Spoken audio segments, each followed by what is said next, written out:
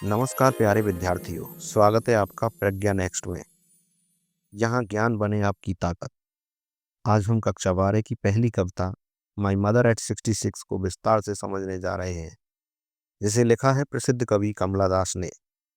यह कविता माँ और बेटी के रिश्तों की गहराई, समय के बदलाव और बिछड़ने के डर को बहुत संवेदनशील तरीके से प्रस्तुत करती है। आइए अब इस कविता को लाइन बाय लाइन समझते हैं और इसके भावों को महसूस करते हैं।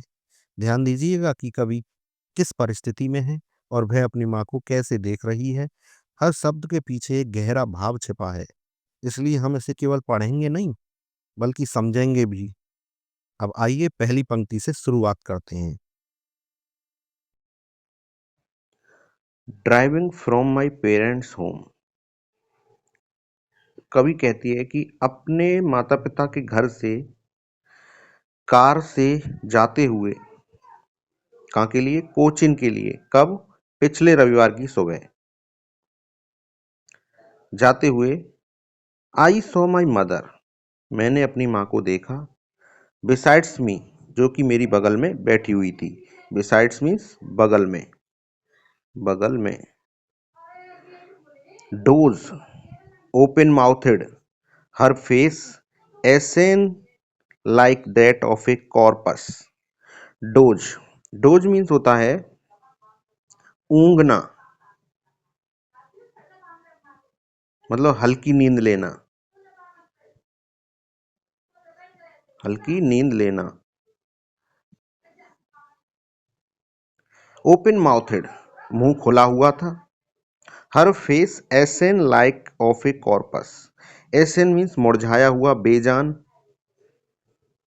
Like that of a corpse, corpse means मुर्दा या शव, डेड बॉडी। तो कवि यहाँ कह रही है कि जब उसने अपनी बगल में माता को देखा तो वह नींद ले रही थी, हल्की।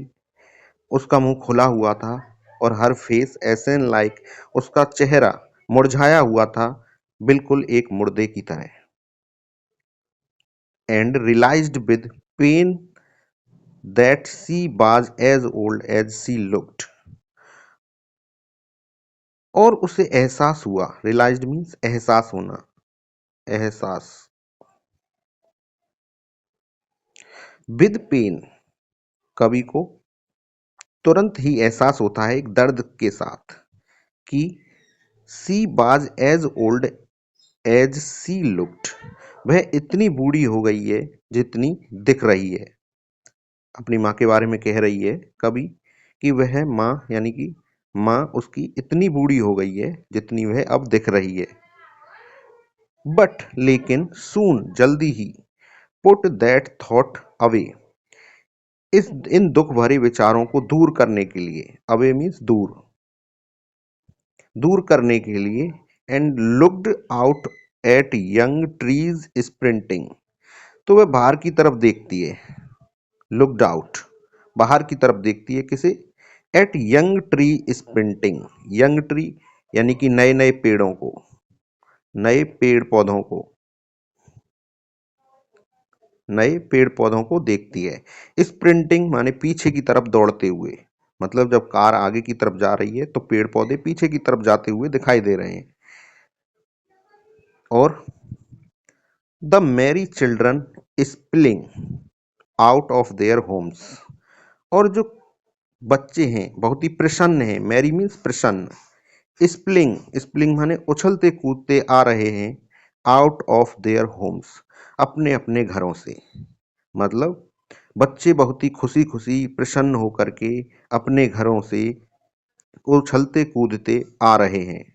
But after the airport security check, लेकिन एयरपोर्ट पर सिक्योरिटी यानी सुरक्षा चेकिंग के बाद, standing a few yards away, कवि अपनी माता से कुछ दूरी पर खड़ी हुई है, कुछ गज दूरी पर खड़ी हुई है। एक मीन्स होता है दर्द। तो आगे कहती है I looked again at her, जिससे पहले परिचित। कवि ने एट हर यानी अपनी माँ को दोबारा देखा।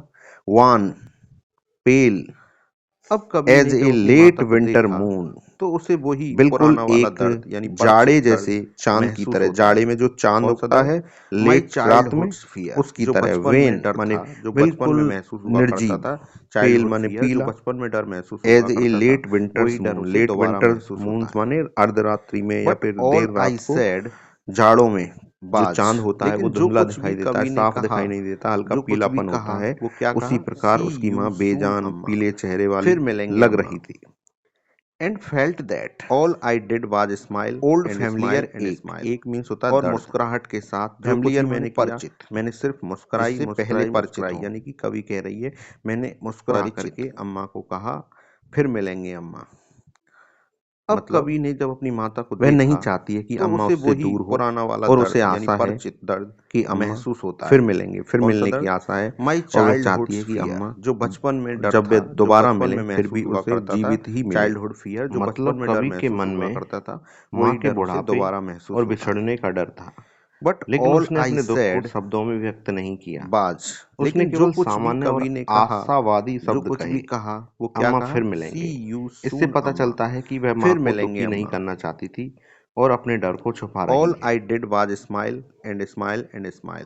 और और कवित्री मुस्कुराहट के साथ जो कुछ भी मैंने किया, बार बार मैंने सिर्फ मुस्कुराती है मुस्कुराई ताकि मुस्कुराई अपने मुस्कुराई, भीतर के यानी कि दर्द और कवि भय कह को रही है छुपा सके। मैंने मुस्कुरा उसकी करके मुस्कान अम्मा को केवल कहा बाहर ही है, फिर मिलेंगे भीतर अम्मा। वह बहुत दुखी है। मतलब ये पंक्ति माँ के वह प्रति नहीं चाहती है कि उसके अम्मा उससे गहरे दूर हो, प्रेम और और उसे बिछुड़ने के आशा डर को है दर्शाती है। कि अम्मा फिर मिलेंगे, फिर मिलने की लेते आशा हैं है। और वह चाहती पोएटिक है कि डिवाइस अम्मा की। जब वे दोबारा मिलें फिर पहली भी पोएटिक उसे डिवाइस है जीवित ही सिमली। मिले। मतलब कवि के जैसा मन कि आप में जानते हैं माँ सिमली के में बुढ़ापे और लाइक बिछड़ने का डर और था, एज शब्द का लेकिन प्रयोग उसने होता अपने है। दुख को शब्दों में तो व्यक्त नहीं पंक्ति किया। हर उसने केवल फेस एस सामान्य एन और लाइक दैट ऑफ ए आशावादी शब्द कॉर्पस, कहे, इसमें सिमली का अम्मा प्रयोग फिर हुआ है। मिलेंगे। और इससे पता पेल चलता है एज कि ए वह माँ लेट को दुखी नहीं विंटर्स करना मून, चाहती और थी इसमें सिमली और का अपने प्रयोग डर हुआ को है। छुपा रही है। अब बात करते हैं पर्सोनिफिकेशन। पर्सोनिफिकेशन और मतलब कवित्री जब किसी चीज को बार बार सजीव मुस्कुराती है वस्तु ताकि मानकर अपने भीतर या के दर्द व्यक्ति और भय को मानकर छुपा व्यक्त सके। किया जाता है, उसे उसकी पर्सोनिफिकेशन मुस्कान कहते केवल हैं। बाहर ही है, जैसे यंग ट्रीज भीतर वह बहुत दुखी स्प्रिंटिंग, है।